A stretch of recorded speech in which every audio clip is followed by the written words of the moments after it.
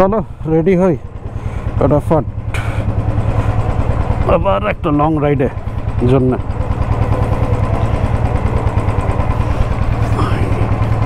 জয় কি বলছে? Joy tata tata tata tata tata tata tata tata tata. চলো নতুন রাইডে বেরোই। আজকে আমি যাচ্ছি ডাইরেক্ট গ্যাংটক। এখন বাজে রাত 7:15, 7:13 ধরে নাও।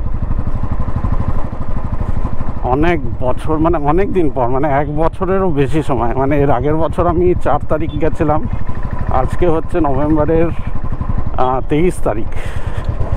তারপরে 1 বছর 20 দিন পর আবার বেরোলাম আমি রাইডে। চলো তাহলে আস্তে আস্তে বেরিয়ে যাই। জিটি রোডে উঠে গেছি।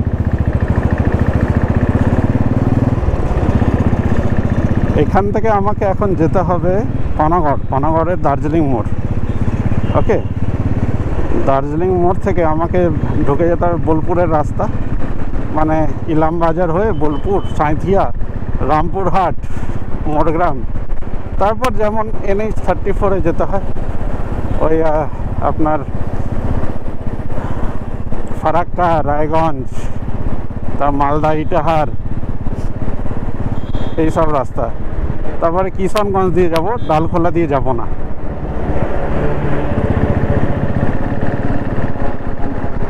জিটি রোড তো সবসময় ভালোই থাকে, এটা নিয়ে কোনো প্রবলেম নেই, কিন্তু ওই বোলপুরের রাস্তাটাকে নিয়ে আমার একটু টেনশন থাকে সবসময়। বোলপুরের রাস্তাটা যদি ভালো থাকে তাহলে আর কোনো চিন্তা নেই। এই বছর আবার আমার সাথে, আমি তো সোলো যাই প্রত্যেক বছর, মানে আমি আর আমার বাইক যাই। এবার আবার আরেকজন যাচ্ছে, একটা বন্ধু যাচ্ছে আমার, মানকরে বাড়ি, ওকেও নিয়ে যাব। তো ও চাপবে পানাগড় থেকে। পানাগড়ের দার্জিলিং মোড়ে রয়্যাল এনফিল্ডের সামনে ও অলরেডি দাঁড়িয়ে আছে 7টার সময়, আর এখন 7:27 বাজে। আর প্রবলেম হচ্ছিলো কি, আমি নিজের রাইডিং জ্যাকেটটা চেনটা লাগাতে পারছিলাম না। এনি হাউ জানি না কি প্রবলেম হচ্ছিলো। এতক্ষণে আমি চেন ওয়েন লাগিয়ে ঠিক করে মুচিপাড়ার দিকটায় সব কিছু ঠিক করে বেরোলাম। হলো দেখতে দেখতে আমি দার্জিলিং মোড় কাছাকাছি চলে আসলাম। এখানে আমার ওই বন্ধু দাঁড়িয়ে থাকবে, কে নিতে হবে। ওর ব্যাগটা আমি নিজের স্যাডেল ব্যাগে ঢুকিয়ে নেবো, আর আমার স্যাডেল ব্যাগের মধ্যে আমার ট্যাঙ্ক ব্যাগ আছে, ওটা আমি নিয়ে নেবো বাইরে। ট্যাঙ্ক ব্যাগে রেখে দেবো, তাহলে ওর জিনিসগুলো আরামসে এটে যাবে। দেখা যাক, দেখি কোথায় দাঁড়িয়ে আছে মালটা।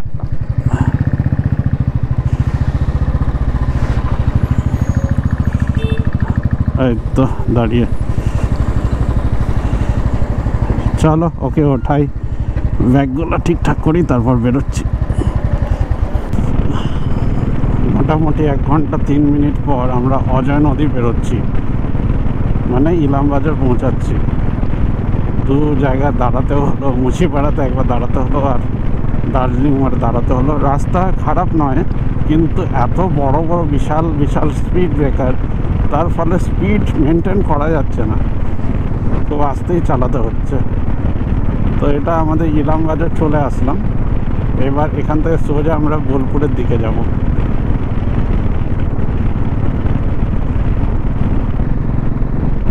মোটামুটি আমরা 7:15-তে বেরিয়েছিলাম ঘর থেকে। মাঝখানে একটা ওই পানাগড়ের দার্জিলিং মোড়ে ব্রেক নিয়েছিলাম আমার বন্ধুকে তোলার জন্য। তারপর আরেকটা ব্রেক নিয়েছিলাম ডিম সেদ্ধ খাবার জন্য মুর্শিদাবাদে। কিন্তু এই মোড়গ্রাম আমরা পার করছি 11টা 5, মানে মোটামুটি 3.5 পৌনে 4 ঘন্টার মধ্যে মোড়গ্রাম পৌঁছালাম। রাস্তায় প্রচুর বাম্পার ছিল, আর এত স্পিড ব্রেকারের জন্যে গাড়ি স্পিডই তুলতে পারছিলাম না। রাস্তা খুব ভালো, কিন্তু স্পিড ব্রেকার প্রচুর।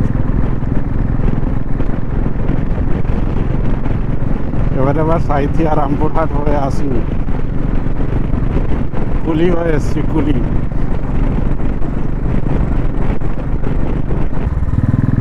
অবশেষে আমরা রাত 11:55-তে ফারাক্কা ঢুকছি।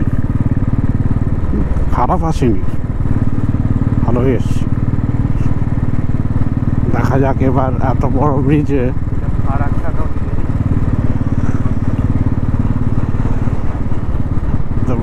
কতক্ষণে আমরা পার করতে পারি, দেখা যাক। আশা করি বেশি ভিড় হবে না, ও দেখা যাক। ফারাক্কা ব্যারেজ পারতে বেরোতে ট্রেনও বেরোচ্ছে, কি সুন্দর। কি ট্রেন এটা, কি মেল দেখুন।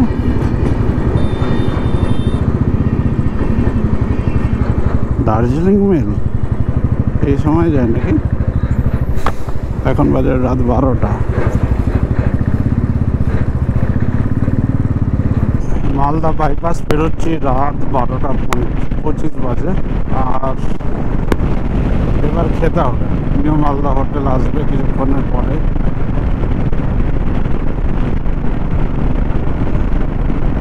বাড়ির থেকে আমরা 262.7 কিলোমিটার চলে এসেছি।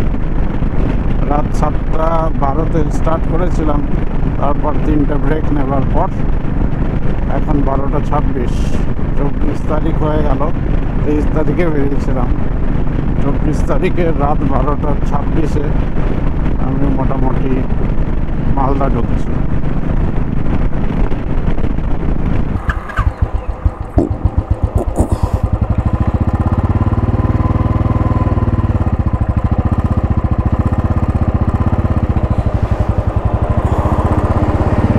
হোটেল মালদার থেকে বেরোচ্ছি এবার। Malda restaurant and hotel. এখন বাজে রাত 1:27।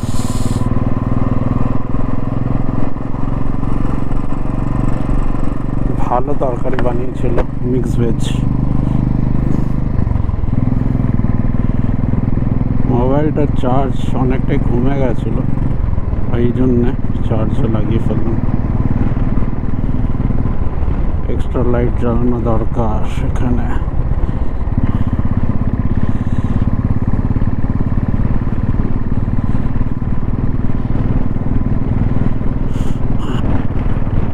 কুয়াশাতে কিছুই দেখা যাচ্ছে না। রায়গঞ্জের বাইপাসে পুরো অবস্থা খারাপ। কন্টিনিউ এমনিভাবেই চালাচ্ছি বিগত 1 ঘন্টা ধরে। গাড়ির পেছনে পেছনে আস্তে আস্তে যেতে হচ্ছে আমাদের 60-এর স্পিডে। যেখানে আমরা 80 স্পিডে যাচ্ছিলাম, ক্রুজ করছিলাম, সেখানে 60-এর স্পিড নিতে হচ্ছে। এখান থেকে পূর্ণিয়া এখনও 56 কিলোমিটার দূর।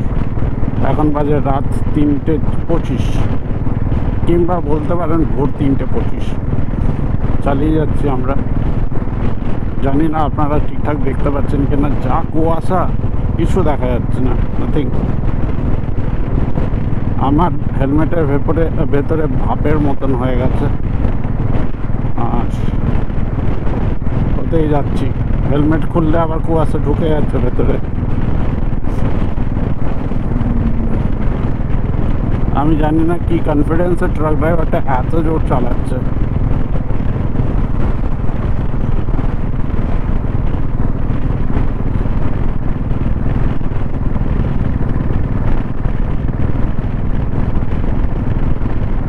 বাড়ির থেকে 356 কিলোমিটার, 367 কিলোমিটার চলে এসেছি। এখন বাজে রাত 3:26। অনেক সকাল সকাল চলে এসেছি, তাই এতক্ষণ আমরা চায়ের দোকানে বসেছিলাম। মানে 4:45 তখন বাজে, তখন বসেছি চায়ের দোকানে। এখন বাজে 5:10। মানে প্রায় 25 মিনিট চায়ের দোকানে গিয়ে দিয়েছি আমি আর আমার বন্ধু। কী করবো, বোর হয়ে গেছে। এত তাড়াতাড়ি এসে কী করবো? হোটেলে ঢুকতে দেবে না। এখান থেকে হোটেল মাত্র 5 ঘন্টার রাস্তা। মানে 10:03-এ ঢুকিয়ে দেবে বলছে। সেবকের পর থেকে আস্তে আস্তে করে যাব, ফটো তুলতে তুলতে। এত তাড়াতাড়ি গিয়ে কী হবে? দেখুন রাত্রিরে আসার মজা। 7টা ঠিক 12-13-তে বেরিয়েছিলাম ঘর থেকে, এখন 6টা 12 বাজে, মানে 11 ঘন্টা শিলিগুড়ি, তাও এত আস্তে আস্তে চালিয়ে। শেষের দিকে আমি তো 2 ঘন্টা ধরে 50-এ চালাচ্ছি গাড়ি।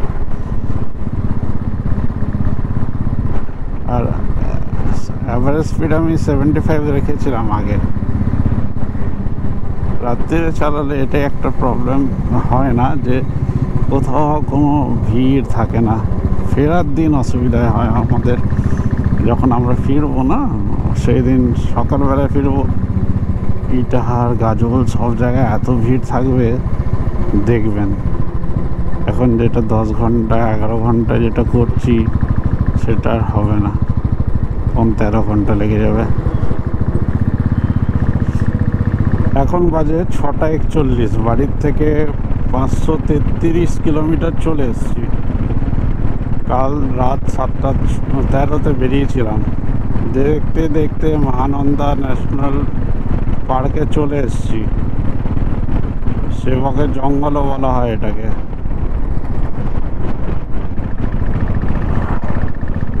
যাই হোক, এত তাড়াতাড়ি কী করে এসে গেলাম আমি নিজেই বুঝতে পারছি না। 7টাও বাজেনি।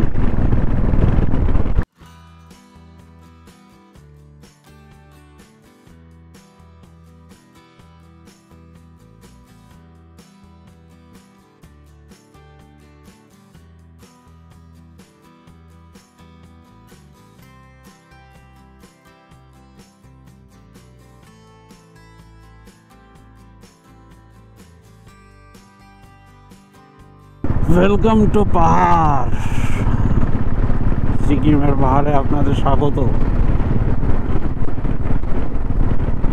প্রায় 1 বছর 10 দিন পর, 10-15 দিন পর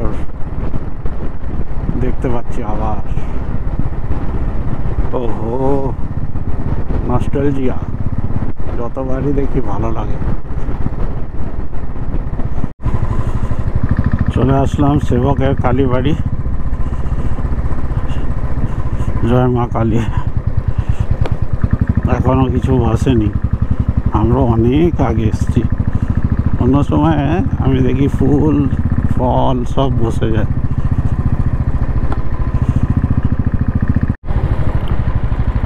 আমরা অবশেষে ওয়েস্ট বেঙ্গল থেকে সিকিমের দিকে রওনা দিচ্ছি। এটা রংপুর চেক পয়েন্ট, ওখানে লেখা আছে Sikkim, the green state of India লেখা আছে, দেখুন। Welcome to Sikkim. কত সুন্দর তুমি মনকে মোহিত করো, তোমার ছোঁয়ায় সব রঙিন হয়ে যায়।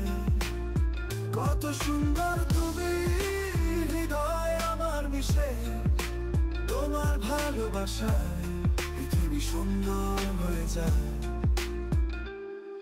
তোমার কণ্ঠে সুরে জীবনের গান, তুমি আছো বলে সব কিছু লাগে প্রিয়। তোমার কোমল ছোঁয়ায় মেঘের দোলা। ফ্ল্যাগটা রংটা ফেড হয়ে গেছে।